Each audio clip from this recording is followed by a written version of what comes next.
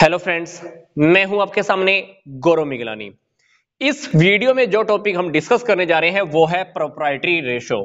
Topic start करने से पहले मैं आपको बता देता हूं कि आपकी इसी वीडियो के डिस्क्रिप्शन बॉक्स में एक प्लेलिस्ट दी हुई है। उस प्लेलिस्ट में से आप ये देख सकते हैं कि हम ऑलरेडी कौन कौन से टॉपिक्स कवर कर चुके हैं। तो हमारा करंट रेशो कंप्लीट हो चुका है, liquid ratio, debt equity ratio, total assets to debt ratio, ये सारे टॉपिक्स हमारे ऑलरेडी कवर हो चुके हैं। इनसे रिलेटेड प्रैक्टिकल क्वेश्चंस भी हम डिस्कस कर चुके हैं। तो आइए अब हम चलते हैं प्रोप्राइटरी रेशो की ओर। ये रेशो क्या बताता है कि proportion of total assets funded by owners और शेयर होल्डर्स। इस रेशो के थ्रू हमको यह पता चल जाता है कि टोटल एसेट्स में प्रोप्राइटर्स का पैसा कितना लगा हुआ है, मतलब शेयर होल्डर्स का पैसा कितना लगा हुआ है। मान लीजिए मेरे पास मेरे बिजनेस में 50 लाख रुपए की टोटल एसेट्स रखी हुई हैं, तो इस रेशो से मुझे यह पता लग जाएगा कि 50 लाख रुपए में से मेरा खुद का पैसा कितना लगा हुआ है। क्योंकि ऐसा तो नहीं हो सकता ना कि 50 लाख रुपए की प्रॉपर्टी मैंने खुद के पैसे से खरीदी हूं। 50 लाख रुपए में से हो सकता है कि 40 लाख रुपए की एसेट्स मैंने खुद के पैसे से खरीदी हो। तो 40 लाख रुपए का अमाउंट मुझे प्रोप्राइटरी रेशो की हेल्प से पता लग जाएगा। 40 लाख रुपए को मैं क्या करूंगा, टोटल एसेट्स जो कि 50 लाख रुपए हैं उनसे मैं कंपैरिजन कराने वाला हूं। मैं आपको फिर से रिपीट कर रहा हूं, मेरे बिजनेस में 50 लाख रुपए की एसेट्स लगी हुई हैं। 50 लाख रुपए को मैं कंपैरिजन कराऊंगा 40 लाख रुपए से, क्योंकि ये 40 लाख रुपए मैंने खुद ने लगाया हुआ है। तो इस रेशो की हेल्प से हमको यह पता चल जाता है कि टोटल एसेट्स में ओनर का पैसा या शेयर होल्डर का पैसा कितना लगा हुआ है। इन दोनों के अंदर जब हम रिलेशन एस्टेब्लिश करते हैं तो हमें प्रोप्राइटरी रेशो का फॉर्मूला आइडेंटिफाई हो जाता है। प्रोप्राइटरी रेशो का फॉर्मूला मतलब बन जाता है, क्योंकि 50 लाख रुपए की एसेट्स में से हो सकता है कि 40 लाख रुपए मैंने लगाए हों और 10 लाख रुपए हो सकते हैं कि मैंने बाहर के पैसे से प्रॉपर्टी को खरीदा हो। ये देखिए, अगर मैंने 50 लाख रुपए की प्रॉपर्टी में 40 लाख रुपए खुद लगाए हुए हैं, अगर मैं इन दोनों आइटम्स का कंपैरिजन कराता हूं तो ये हुआ प्रोप्राइटरी रेशो। अगर टोटल एसेट्स को मैं डेट से कंपैरिजन कराता हूं तो ये हमारा बन गया पीछे वाला रेशो। पीछे वाले रेशो में हमने क्या डिस्कस किया था, total assets to debt ratio. Total assets to debt ratio के अंदर हमको यही सीखने के लिए मिला कि जो हमारे पास टोटल एसेट्स रखी हुई हैं वो एसेट्स के अंदर डेट्स का कितना पैसा लगा हुआ है। डेट्स का पैसा लगने का क्या मतलब है, डेट का पैसा लगने का मतलब है कि मैंने अपनी प्रॉपर्टी को खरीदने के लिए बाहर से पैसा कितना लगा हुआ है, या मैं कह सकता हूं कि लॉन्ग टर्म बोरोइंग का पैसा मैंने कितना यूज किया हुआ है, या मैं इसको एक लैंग्वेज में और भी कह सकता हूं कि टोटल एसेट्स के अंदर मैंने लॉन्ग टर्म लायबिलिटीज कितनी यूज की हुई हैं। तो मैं आपको इस रेशो के बारे में बताने से पहले एक बात फिर से कंक्लूड कर रहा हूं। हमारे बिजनेस में जो टोटल एसेट्स रखी होती हैं उसके अंदर कुछ पैसा हमारा खुद का लगा होता है, that is share holder fund या ओनर फंड या प्रोप्राइटरी फंड। तो अगर शेयर होल्डर फंड्स और टोटल एसेट्स का हम आपस में कंपैरिजन कराते हैं तो हमारे पास आता है प्रोप्राइटरी रेशो। अगर मैं टोटल एसेट्स का डेट के साथ मतलब बाहर के पैसे के साथ कंपैरिजन कराता हूं तो इससे हमको पता लगता है total assets to debt ratio. Total assets to debt ratio हमने पीछे वाली वीडियो में डिस्कस किया था। तो आइए अब हम चलते हैं हमारे टॉपिक की ओर वापस, that is proprietary ratio. Proprietary ratio का जो फॉर्मूला है वो क्या है, equity divided by total assets. Equity को हम प्रोप्राइटर्स फंड या शेयर होल्डर फंड्स भी लिख सकते हैं। टोटल एसेट्स के अंदर नॉन करंट एसेट्स और करंट एसेट्स दोनों का कॉम्बिनेशन है।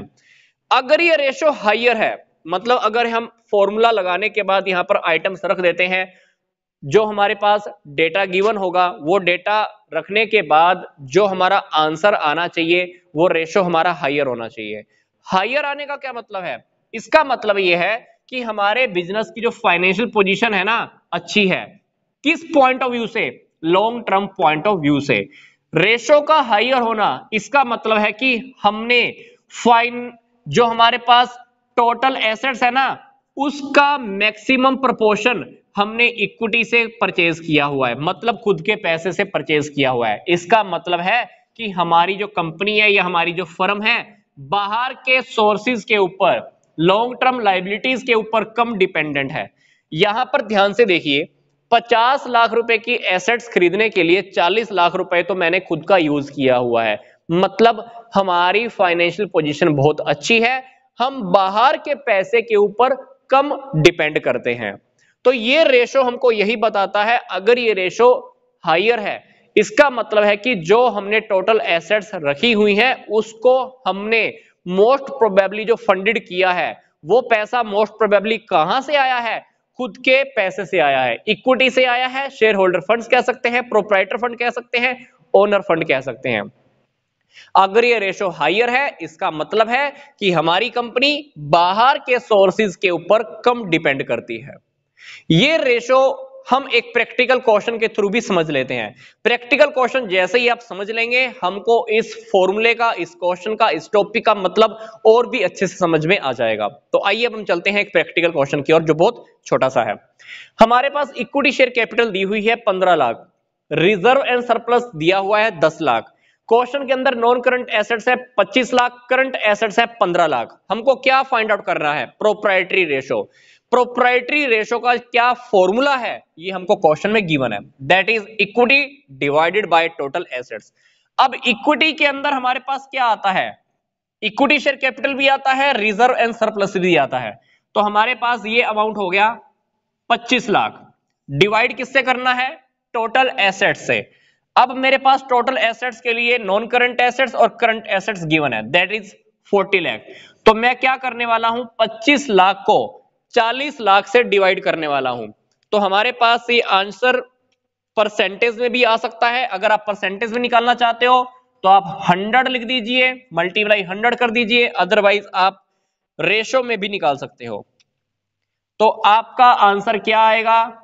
62.5% परसेंटेज में, अदरवाइज आप इसको लिख सकते हो 0.625:1।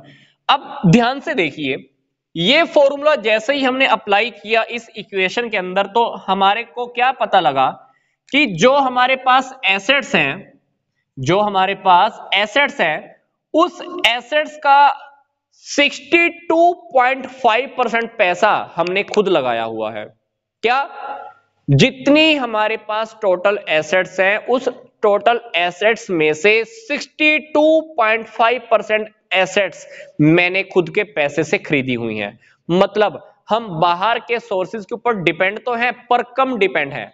बाहर का पैसा हमने कितना यूज किया हुआ है? ध्यान से देखें तो 37.5%। क्योंकि अगर मेरे पास मान लो 100% एसेट्स हैं, 100% में से मैंने खुद की प्रॉपर्टी खुद की पैसे से कितनी खरीदी हुई है? 62.5%। तो बाकी बाहर का हो गया 37.5%। तो इस रेशो से हमको ये पता लग गया कि मैंने जो खुद की प्रॉपर्टी रखी हुई है वो प्रॉपर्टीज को खरीदने के लिए मैंने खुद का पैसा कितना यूज किया हुआ है? 62.5%। तो बाकी का क्या रह गया? 37.5%। ये 37.5% आप total assets to debt ratio के अकॉर्डिंग भी फाइंड आउट कर सकते हो। जी हां, अगर मैंने खुद का पैसा 62.5% यूज किया हुआ है तो बाकी का पैसा कहां से आया? बाहर से, दैट इज डेट का पैसा मैंने यूज किया हुआ है। तो मैंने इस रेशो में आपको प्रोप्राइटरी रेशो भी समझा दिया है और आपको total assets to debt ratio भी फिर से रिवाइज करा दिया है। दोनों के अंदर क्या रिलेशन है ये भी मैंने आपको बता दिया है। एक बात मैं आपको फिर से बता देता हूं, मान लो इस क्वेश्चन के अंदर मेरे पास प्रोप्राइटरी रेशो का आंसर आता है 80%। इसका मतलब है कि मैंने खुद के पैसे का कितना यूटिलाइज किया हुआ है? 80%। इसका मतलब है कि 20% मैंने पैसा कहां से लगाया हुआ है? बाहर से। तो 80 अगर प्रोप्राइटरी रेशो है तो 20% total assets to debt ratio है।